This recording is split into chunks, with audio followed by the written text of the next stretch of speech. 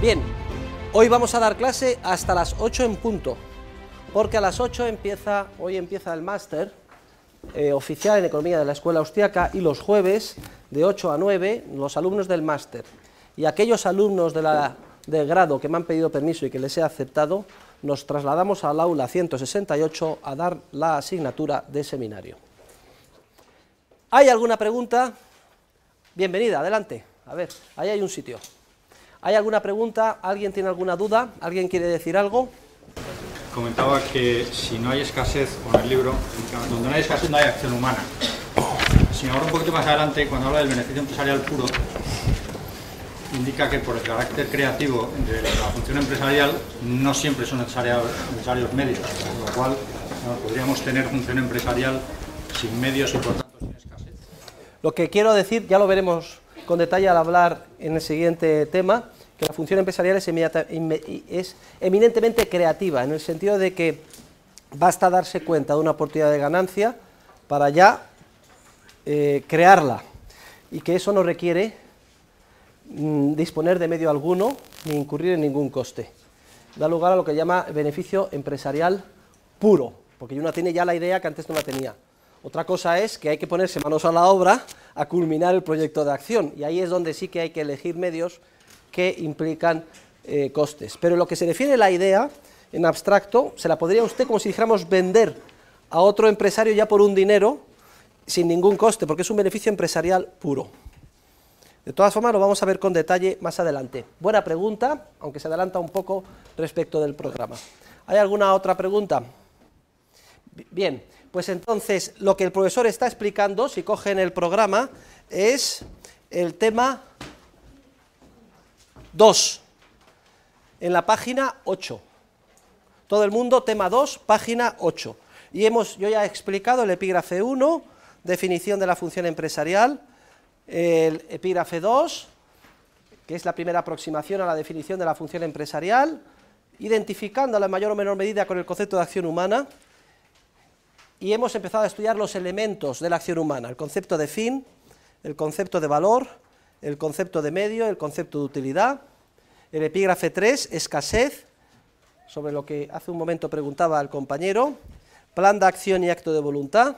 Y el epígrafe 4, que es donde nos quedamos, concepto subjetivo de tiempo, pasado, presente y futuro.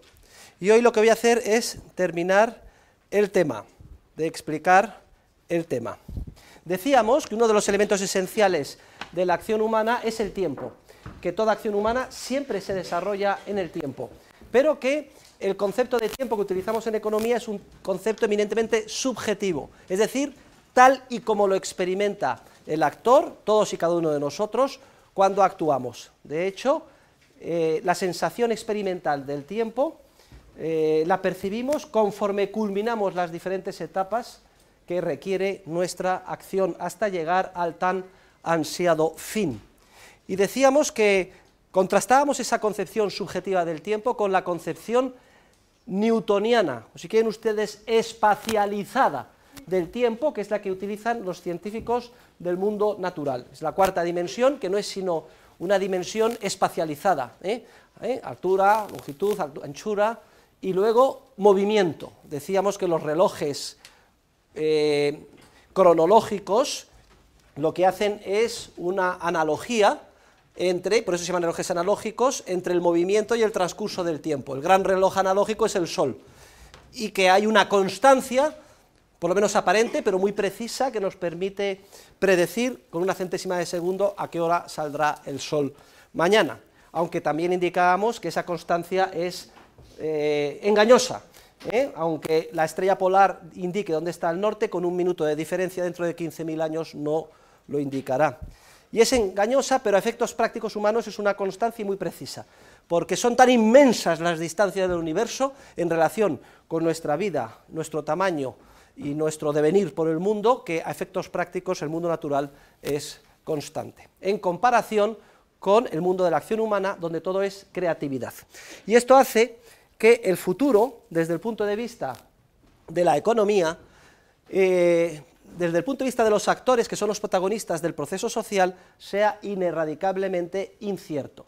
porque lo que suceda el día de mañana depende de un conocimiento empresarial que todavía no ha sido creado, por tanto no sabemos lo que sucederá mañana. No obstante esto, disponemos afortunadamente de unas armas, como si dijéramos, para enfrentarnos a la incertidumbre ineradicable que conlleva toda acción humana, que básicamente recuerden que eran, por un lado, la propia capacidad empresarial que tenemos todos, en el sentido de que hay una tendencia a que logremos lo que nos proponemos, y por tanto eso disminuye la incertidumbre.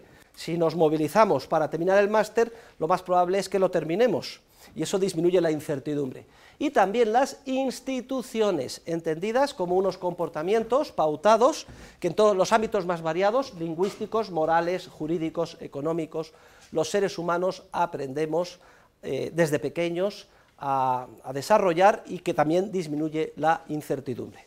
Hicimos una digresión sobre el vértigo que nos genera nuestra propia naturaleza empresarial creativa, que hace que sea incierto el futuro, y esto en gran medida explica gran parte de los comportamientos sociales, más bien diría yo antisociales, que vemos, porque la gente se empeña, nos empeñamos en que nos garanticen lo que nos va a pasar, y quizás esto explica que muchos recurran como espejismo a papá Estado para que les solucione y elimine todas las posibles incertidumbres, y no maduramos como personas libres y responsables, que somos capaces de asumir nuestra capacidad creativa empresarial, nuestra propia naturaleza creativa. Y terminábamos la clase del otro día distinguiendo entre dos conceptos distintos de probabilidad, según que fuera el mundo de la ciencia natural o el de la acción humana.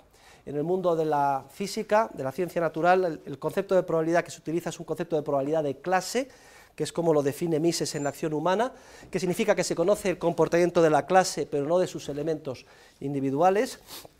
En el mundo de la ciencia natural hay riesgo, porque se conoce o puede llegar a conocerse, aplicando el teorema de Bayes, las alternativas y las distribuciones de probabilidad. De hecho, todo el avance científico en eso consiste, en buscar ese conocimiento. El riesgo es asegurable porque, como conocemos el comportamiento de la clase, o podemos llegar a conocerlo, podemos diluir entre los elementos el riesgo que existe. Poníamos el ejemplo de una tabla de mortalidad.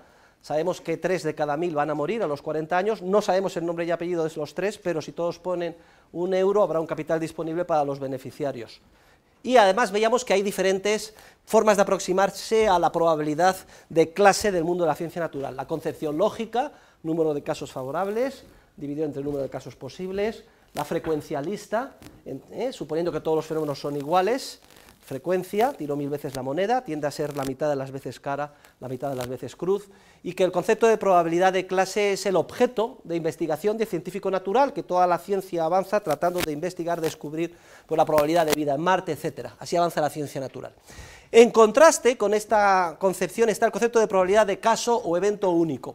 En el mundo de la acción humana lo que hay son eventos únicos, históricamente irrepetibles. Y no hay una clase, por ejemplo, que pueda decir que de cada 1000 matrimonios el 40% se divorcian, sino que cada matrimonio es un evento único, históricamente irrepetible, porque los dos cónyuges, cada uno con su nombre y apellidos, sus circunstancias, sus antecedentes, son irrepetibles en el universo, ni ahora ni el día de mañana. En la probabilidad de evento único se conoce algo sobre lo que pensamos que va a suceder, por ejemplo, con ese matrimonio o con la empresa concreta, y hay otros aspectos que influyen en el resultado que desconocemos.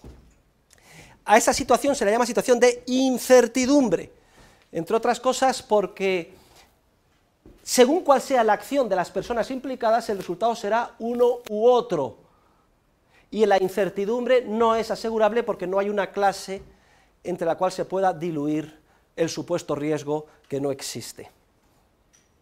El concepto de probabilidad de caso o evento único es objeto de utilización continua por parte de los empresarios o de los historiadores. Y aquí nos quedamos, y a partir de aquí pues vamos a continuar con el concepto de sorpresa y con el concepto de serendipidad, con lo cual terminamos estas digresiones sobre la importancia que el tiempo tiene como elemento en el concepto de acción humana. En el mundo de la ciencia natural, muchísimas veces desconocemos siquiera también las alternativas y las distribuciones de probabilidad, pero repito, el avance científico consiste en investigar a través de los más variados procedimientos, experimentos de laboratorio, mandar una sonda por el espacio, etcétera, y ir adquiriendo información que nos permite aproximarnos a una probabilidad objetiva que está ahí pero que desconocemos. Hay un procedimiento a través de probabilidades condicionadas del teorema de Bayes que explica cómo, conforme adquirimos conocimientos, nos aproximamos asintóticamente a una probabilidad objetiva que está ahí pero que desconocemos. De entrada nos podíamos preguntar hace 100 años, ¿hay vida en Marte? No sabemos nada. Bueno, pues empezamos por suponer, pues un 50%. En el caso de que no sepa nada, vamos a suponer que es el 50%. Pero luego empezamos a mandar sondas, vemos que hay agua, que si no hay agua, etcétera, vamos ajustando y decimos, no, pues la verdad es que la probabilidad de que haya vida es de un 10, un 5, un 4. O ya llegamos que hay certeza de que no hay vida, no hay vida.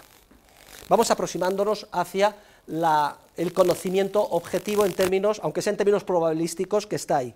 Pero en cambio, en el mundo de la acción humana tal cosa no existe. En el mundo de la acción humana, cada nuevo acto creativo de descubrimiento empresarial, de nueva información respecto de fines o medios, varía, como si dijéramos, de forma radical y no convergente todo el mapa de conocimientos del ser humano.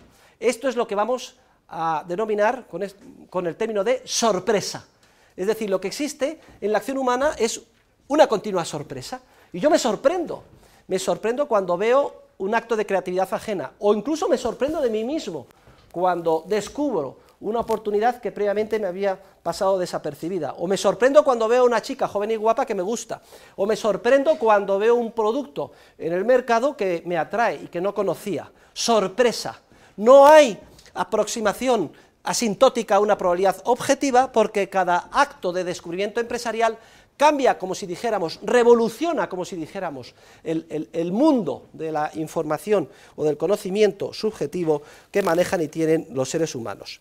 Por eso digo en el libro que se cambia de forma radical y no convergente todo con el mapa, entre comillas, porque estamos encorsetados por la rigidez del lenguaje a la hora de tratar de reflejar precisamente estas realidades tan abstractas, pero es una manera bastante ilustrativa de expresarse, cambia, como si dijéramos, de manera radical y no convergente todo el mapa de creencias y conocimientos del actor, en el sentido de que continuamente descubrimos nuevas situaciones, nuevas oportunidades que justo una centésima de segundo antes nos habían pasado completamente desapercibidas, aunque las tuviéramos delante de las narices. Pero no es que las tengamos y las descubrimos, es que las creamos de la nada. Y ya les expliqué el proceso de creatividad, que es muy misterioso dentro de la mente del ser humano. Recombinamos los elementos de nuestra memoria de una forma creativa, en forma de imaginaciones o expectativas hacia el futuro, que valoramos como fines que nos atraen y que nos motivan a actuar. Hay otro concepto que es importante, que es el concepto de serendipity, muy relacionado con la función empresarial, serendipidad. Etimológicamente, este término serendipity, la primera vez fue utilizado por Horacio Walpole. Walpole, ya les dije que el idioma inglés es un idioma muy flexible en el que continuamente se proponen términos que a lo mejor tienen éxito, adquieren carta de naturaleza y se incorporan como una palabra más en el lenguaje anglosajón. A Walpole se le ocurrió el término serendipity con motivo de una carta que estaba escribiendo un amigo y hace referencia a un cuento de origen persa que se titula Las tres princesas de Serendip. Serendip o Sarendip es el nombre en persa de Ceilán. Entonces, en este cuento de origen persa es curioso, continuamente, si ustedes lo leen, los protagonistas están descubriendo por casualidad cosas de gran valor para ellos que no estaban buscando de forma deliberada. Y entonces, por analogía, propone Walpole el término serendipity, traducido al español como serendipidad, que es precisamente eso, la capacidad empresarial que tiene el ser humano para encontrar cosas de gran valor para él, descubrir o crear cosas de gran valor para él, que no estaba buscando de forma deliberada. Luego, cuando tú estás buscando una cosa y sin embargo encuentras otra, distinta de la que buscabas, que tiene un gran valor, y eres capaz de darte cuenta de eso y cambiar el rumbo de acción, estás demostrando tu capacidad de serendipidad. Luego, no solo es que el ser humano como empresario, descubra o crea un fin que para él tiene valor y como un autómata se dirija solo hacia ese fin, sino que el proceso de acción que consiste en culminar una etapa sucesiva es un proceso en el que continuamente estamos aspirando de forma creativa hacia adentro y hacia afuera a nueva información que puede llevarnos a cambiar de rumbo en cualquier momento. Y Cristóbal Colón emprendió su viaje para descubrir las Indias, es decir, Asia, y sin embargo descubrió un continente entre medias que no pensaba que existía. Se murió convencido de que eran las Indias, entonces demostró que tenía poca serendipidad, hay más especialistas aquí que yo. En todo caso, luego vinieron otros navegantes, Américo Vespuccio, etcétera, también al servicio de la corona española, que sí que eran conscientes de que eso era un continente distinto, un acto importante de serendipidad. Y en gran medida el éxito en su vida futura dependerá de su capacidad creativa, empresarial, para estar al tanto, ser perspicaces, descubrir lo que les interesa y los medios para alcanzarlo, y también en gran medida para estar abiertos a la sorpresa y para desarrollar su capacidad de serendipidad. Por cierto, que había una discoteca en Nueva York muy famosa que se llamaba Serendipity. ¿Quién está en esa discoteca? Me cachis en la mar que nadie va a discotecas. Ya saben que para aprobar este curso hay que ir al cine, ver Star Trek e ir a discotecas en Nueva York.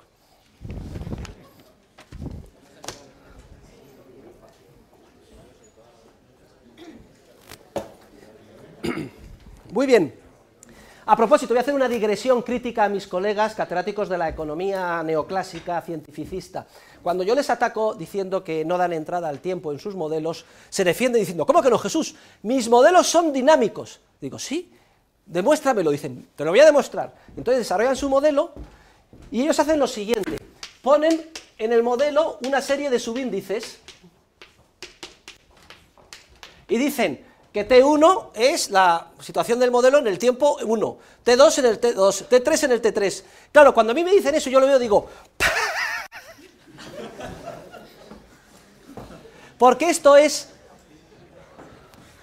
una burla, Esto es espacializar el tiempo. Les calmará su inquietud de que sus modelos no son dinámicos, pero lo que están haciendo es espacializar, es decir, lo que explicaba antes, encorsetar el tiempo praxeológico de la acción humana con una concepción ajena, que es la del mundo de la ciencia natural, espacializándolo, de manera que en sus modelos, aunque los llamen dinámicos, en realidad son modelos deterministas en los que el futuro está dado, está allí ya, solo falta que llegue, que venga, un porvenir, no un por hacer. Y se quedan muy tranquilos porque tienen los subíndices temporales en sus correspondientes variables.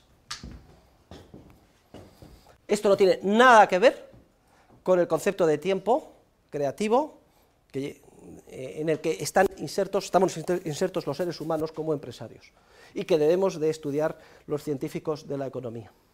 Luego, cuando vean estos modelitos con subíndices, hombre, ríanse, pero primero aprueben la asignatura, porque si el año que viene se los ponen, no se rían de sus profesores, pobrecillos, son mis adjuntos, solo les enseñan lo que saben, tampoco se les va a pedir peras al olmo. Pero una vez que hayan aprobado la asignatura, les se pueden reír ustedes como yo. Bien. Hasta aquí el tiempo, vamos a dar entrada a otro elemento esencial de la economía. Y fíjense que en esta clase introductoria y con motivo del estudio dentro de nosotros mismos, por introspección de cómo actuamos, estamos poniendo los fundamentos de la ciencia económica. Estamos estudiando ya todos los elementos base del edificio sobre el que se construye nuestra disciplina. Y el siguiente elemento esencial del concepto de acción humana es el concepto de coste, otro pivote sobre el que ha girado la ciencia económica desde su fundación. Miren, el coste es un valor, por tanto, subjetivo, y no voy a repetir qué es, y un valor que se da a un fin. Pero ojo, no es el fin que persigue el actor, sino que es el valor que se da al fin al que se renuncia cuando cualquiera de nosotros decidimos dirigir nuestra acción hacia un fin concreto. Repito, siempre que emprendemos una acción es para lograr un fin que para nosotros tiene valor. Lo que les estoy diciendo es que esa acción siempre simultáneamente significa renuncia a alcanzar otros fines alternativos, que podríamos lograr con los mismos medios a nuestro alcance, pero a los que renunciamos, porque estimamos a priori que el fin que nos merece la pena es el fin en cuestión que perseguimos. Pues bien, el valor que damos no al fin que perseguimos, sino a los fines a los que renunciamos al actuar, es a lo que ya vamos a llamar coste. Luego, toda acción humana implica renuncia. Los seres humanos valoramos subjetivamente esos fines a los que renunciamos, y esa valoración subjetiva es a lo que vamos a llamar coste. Y esta conceptualización del coste es un concepto del coste eminentemente subjetivo, porque dependerá de cómo valore subjetivamente cada actor aquello a lo que renuncia, cuál sea el coste para él. Es el concepto de coste de oportunidad, como se le suele llamar en economía, la economía también neoclásica, queriendo indicar que se refiere a las valoraciones subjetivas que se dan a las alternativas a las que se renuncia, a los fines a los que se renuncia, cuando decidimos actuar. Y es muy importante no solo entender que el coste es subjetivo como todo valor, sino además que los costes jamás están dados, y por tanto que no hay funciones de costes, ni de costes medios ni de costes marginales, y si ustedes ven en cualquier libro una función de costes, o alguien le dice que existe una función de costes, es mentira. ¿Y eso por qué es? Muy sencillo, porque los fines no están dados, ya lo dijimos, en el sentido de que continuamente los está creando ex novo, de la nada, o descubriendo el actor, conforme actúa. Y las valoraciones subjetivas, que definíamos como la apreciación psíquica más o menos intensa que el actor da a su fin, también están continuamente variando. Luego, ni fines ni valores están dados, son un dato, salvo en la enfermiza mente de mis colegas, los catedráticos de economía matemáticos, que están realmente enfermizos, habría que meterlos a todos en unos centros de rehabilitación, donde hacen una fotografía del mundo y se imaginan que los fines se convierten en datos y que no cambian, y que las valoraciones tampoco cambian y además se pueden medir desde fuera. Miren cómo se ríe nuestro licenciado en Ciencias Exactas, que está en la última fila. Y si ni los fines ni las valoraciones de los fines están dados, sino que continuamente cambian como resultado de la innata capacidad creativa del ser humano, tampoco los costes pueden estar dados, porque son, como acabo de definir, valoraciones subjetivas que se dan a fines alternativos. No están dados ni se pueden medir desde fuera. De hecho, cuando actuamos, porque hay un fin que nos merece la pena, y vamos imaginando las etapas que hay que culminar, y buscando medios para lograrlo, y avanzamos culminando las etapas y sintiendo el tiempo, experimentando el fluir del tiempo subjetivo, aproximándonos a la etapa final. Es como, no vamos, he dicho antes, como si fuéramos robots o pingüinos, sino que vamos como mirando por encima del hombro, de forma creativa también. Ojo, no vaya a ser que surja creativamente un fin alternativo al que renunciemos, que vale más que el que estamos persiguiendo, porque si es así, a lo mejor tengo que dar un golpe de timón y cambiar de acción. Me hacía gracia cuando les he dicho robots o pingüinos, porque mis colegas de la economía neoclásica lo que enseñan es el tipo ideal, y el ejemplo que ponen es el del pingüino. ¿Sabe usted cuáles son los pingüinos? Y todos los pingüinos detrás, ¿no lo ha visto en los documentales? Y se tiran al agua, y ¿qué pasa con todos los demás? Todos al agua. Pues ese es el modelo de ser humano que utilizan para explicar la economía. No les salen sus modelos si no convierten al ser humano en un robot, en un pingüino robotizado. Con pingüinos robotizados sin capacidad creativa, sí se pueden aplicar estos modelos matemáticos. Pero con seres humanos creativos, capaces de componer la inacabada de Schubert, o el Quijote de Cervantes, o unas manchas de Tapies, o un sistema operativo nuevo, o el sistema de fábrica en serie, caso de Henry Ford, que son actos de pura creatividad empresarial, eso no se puede encorsetar en los modelos estáticos que, mal copiados del mundo de la física, se han querido aplicar hasta ahora en el ámbito de la economía, con consecuencias trágicas para la sociedad. Entre otras porque casi inevitablemente termina alentándose una posición de ingeniero social en la cual los científicos consideran que se puede y debe moldear la sociedad a su antojo, como si de plastilina fuera, para lograr fines que consideran que son muy buenos. Y el resultado es que en vez de lograr esos fines tan buenos, se destruye el proceso de cooperación social y se bloquea la creatividad y se paraliza el avance de la civilización. Pero bueno, ese es el teorema de la imposibilidad del socialismo que explicaremos in extenso en su momento. Pero simplemente para que vayan conectando, siquiera sea de forma fugaz, lo que digo y lo que han leído, lo que estamos explicando, con lo que veremos más adelante. Todos actuamos porque esperamos lograr un valor con el fin, una vez que lo alcancemos, que supere, y aquí ya entro en la pregunta que me han hecho al comenzar la clase, al valor que damos a aquellos fines a los que hemos renunciado. Pues bien, cuando sucede tal cosa, cuando yo he descubierto o he creado un fin que digo, me merece la pena, lo valoro mucho, voy adelante. Y contra viento y marea, planifico las etapas, las culmino, busco medios. Voy siempre mirando por, aunque sea de reojo, a ver si surgen otros fines que tengan más valor, no vaya a ser que me equivoque. Y aún así no los descubro o pienso que no tienen más valor, aunque me pueda equivocar a posteriori y me dé cuenta que me he equivocado, y sigo adelante, es decir, estoy incurriendo en costes, porque estoy renunciando a fines alternativos al seguir adelante. Cuando ya culmino y alcanzo mi fin, puedo efectuar una comparación entre el valor que he dado a lo que he logrado y el valor al que he renunciado, es decir, entre el valor que doy al fin logrado y los costes en los que he incurrido. Si esa comparación es positiva, se dice que he logrado un beneficio empresarial. Si por el contrario, terminada la acción,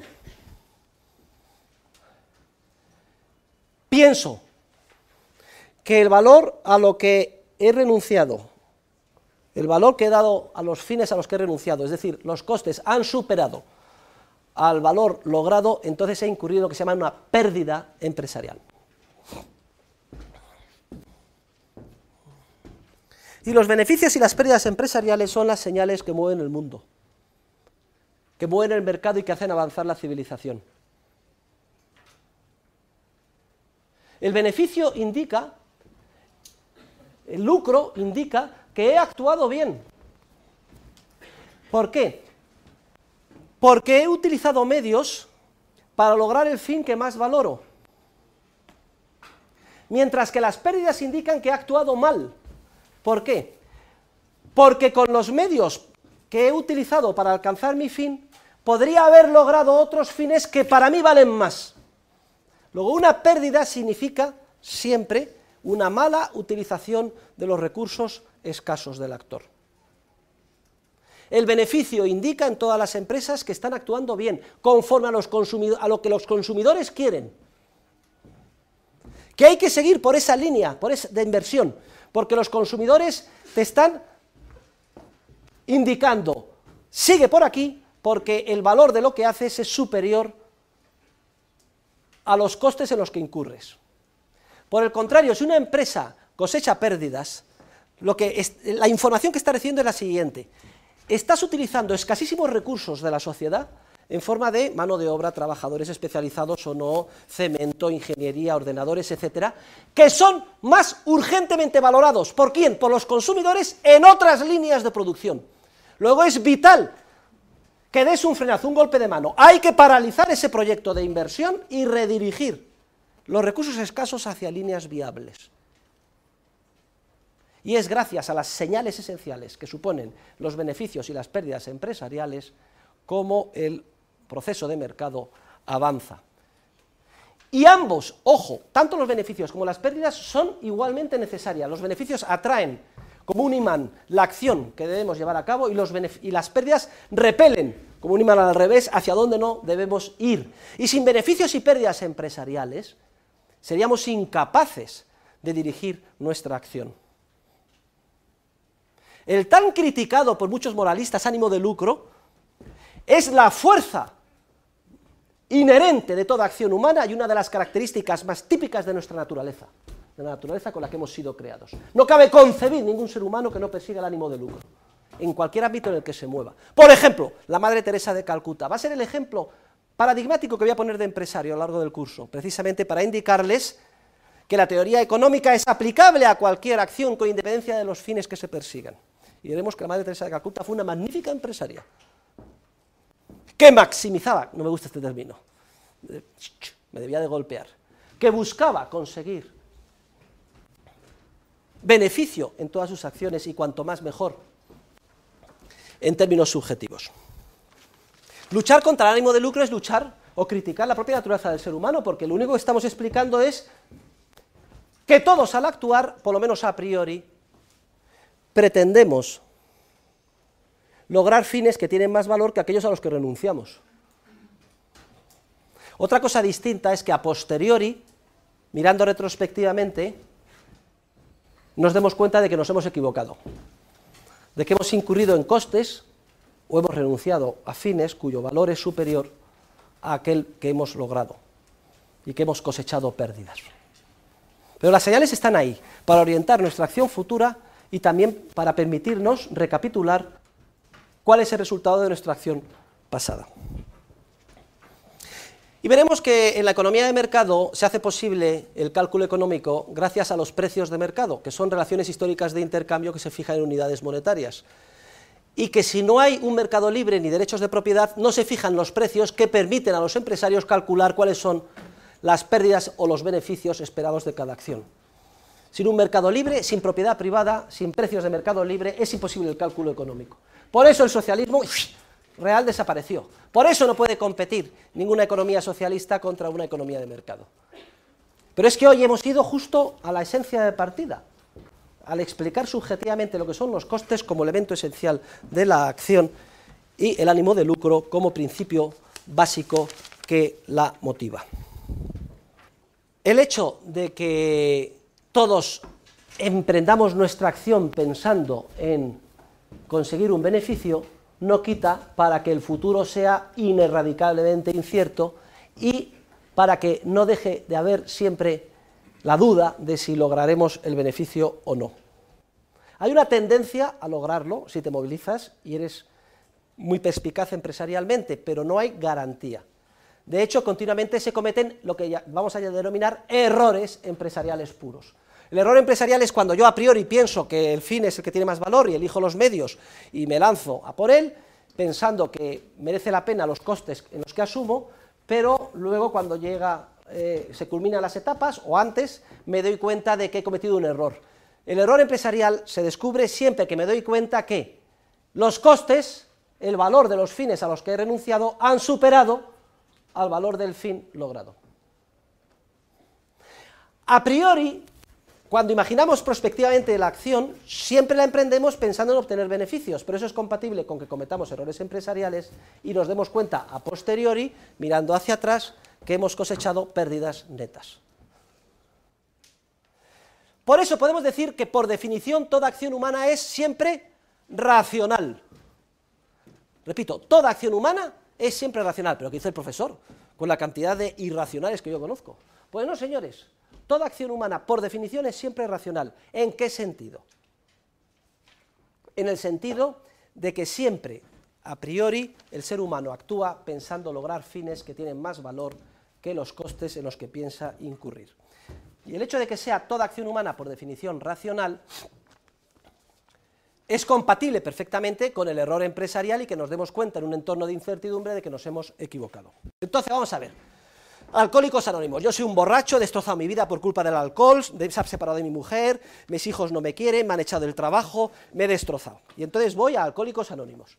Alcohólicos Anónimos, nos hacemos una terapia de grupo, venga, cada uno cuenta sus cuitas, cómo cayó, total, que después de la terapia salgo absolutamente convencido de que lo peor del mundo es la droga del alcohol y que no voy a beber una gota más, ¿de acuerdo? Entonces salgo y justo en la esquina, en un bar, veo en el escaparate una botella de whisky. Y entonces cojo, ¡bum!, me meto dentro y me emborracho. ¿Soy irracional?, preguntó. Sí. No, hombre, no. Soy perfectamente racional. Lo único que ha pasado es que he cambiado de opinión. No confundan, en términos científicos, toda acción humana por definición es racional. Por ejemplo, el suicida, ¿es irracional el suicida? Los suicidas son absolutamente racionales, fines, están hartos, quieren quitarse del medio.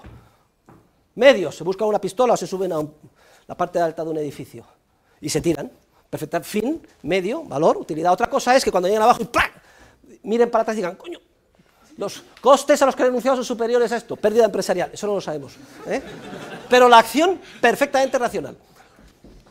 Y hay otro concepto de racionalidad, también estrecho y criticable, pero menos, que también utiliza en ocasiones Mises, ¿eh? Porque Mises dice que en el socialismo no cabe acción racional o economía racional alguna. Se está refiriendo, aquí está dando un sentido a la racionalidad, que es el siguiente: es la acción que se lleva a cabo disponiendo del conocimiento necesario para llevarla, para culminarla.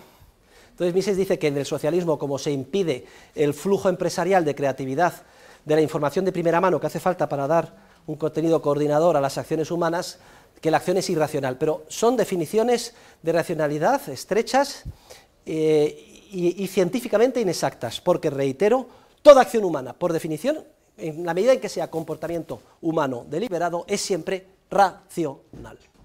Me hace mucha gracia porque en las discusiones de economía con los economistas matemáticos dicen, claro, es que el concepto de racionalidad es que la gente no se comporta racional. Mi modelo no ha funcionado porque la gente no se comporta racionalmente. Yo, su modelo no ha funcionado porque la gente se comporta siempre racionalmente y su modelo es una mierda, hombre. Le echan la culpa a la gente, a la sociedad, de que su modelo no sea aplicable. No se ha visto. Oiga, piensen ustedes lógicamente. ¿Será que es culpa de él, que está utilizando un instrumental analítico que no es aplicable para estudiar el fenómeno protagonizado por seres humanos creativos, que es el que constituye el objeto de estudio de la economía? Perfectamente racional. Muy bien, o como dicen ahora en plena crisis económica, son irracionales los agentes económicos porque están ahorrando en vez de consumir. O sea que millones, todas las economías domésticas están ahorrando y todas las empresas ahorrando y resulta que son todos gilipollas, el único listo es el gobernante o el que tiene el modelo.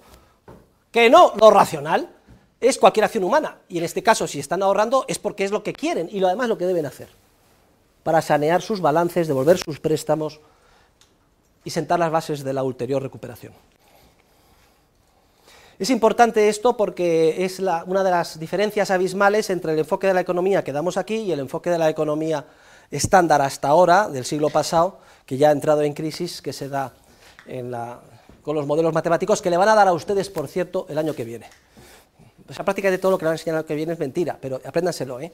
Es necesario para tener el lenguaje, porque es el que utilizan a menudo y sirve de base para los artículos en la prensa científica, las discusiones en el Parlamento, etcétera.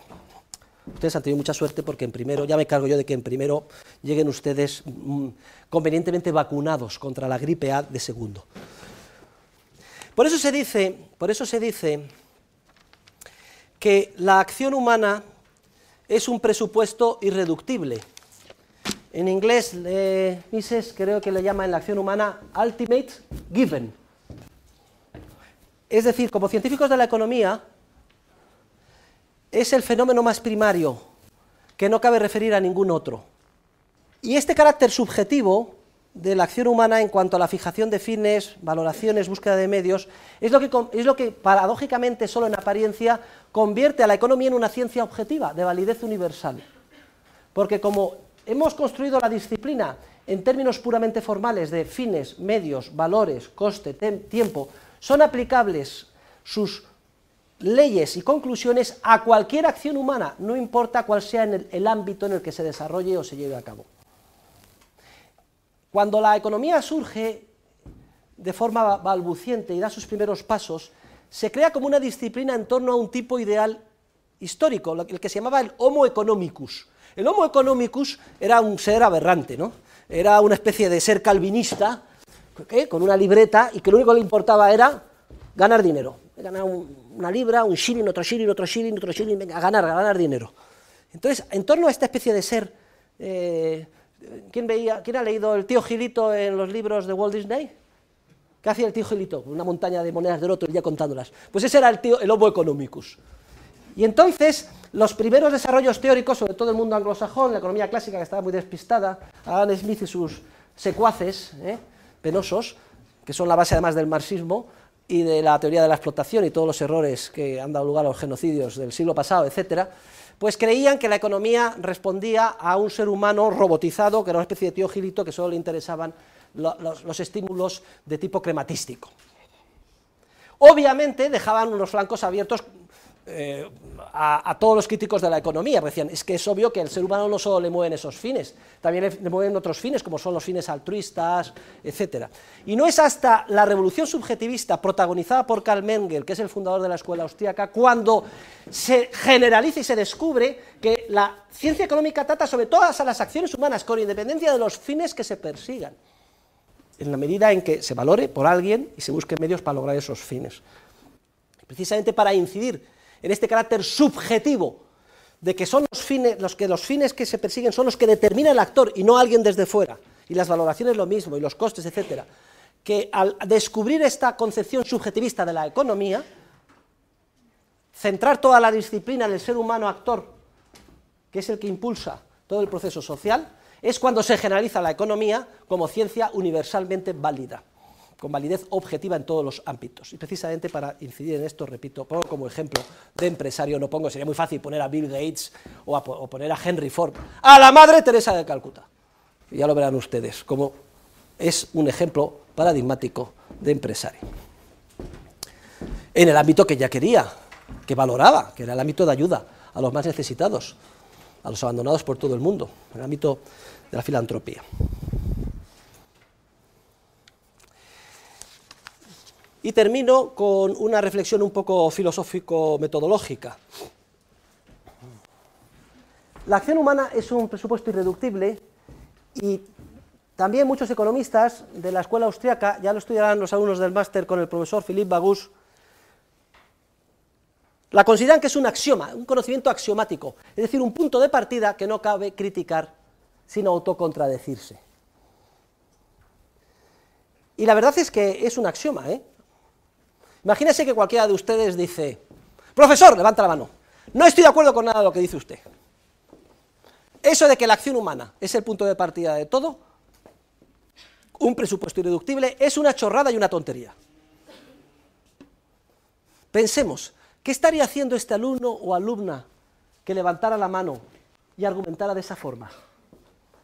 Estaría actuando. Fin que persigue. Cree que ha descubierto un error en mi argumentación. Medios, levanta la mano, llama la atención e interviene. Está actuando, es decir, está cayendo en una irresoluble contradicción consigo misma o consigo mismo, porque pretende criticar algo que él o ella misma se ve forzado a hacer para criticar. Está actuando. Por eso decimos que es un conocimiento axiomático, aunque otros dirán, bueno, pues es un conocimiento, digamos, primariamente empírico, porque cualquiera de nosotros por introspección, a pesar de las dificultades y del corsé del lenguaje y de lo abstracto de los conocimientos que estamos vertiendo en clase, como somos seres humanos que actuamos, sabemos perfectamente, de primera mano, a lo que nos estamos refiriendo cuando hablamos de fines, medios, costes, tiempo, etc. Con esto, queridos alumnos, hemos terminado el tema 2.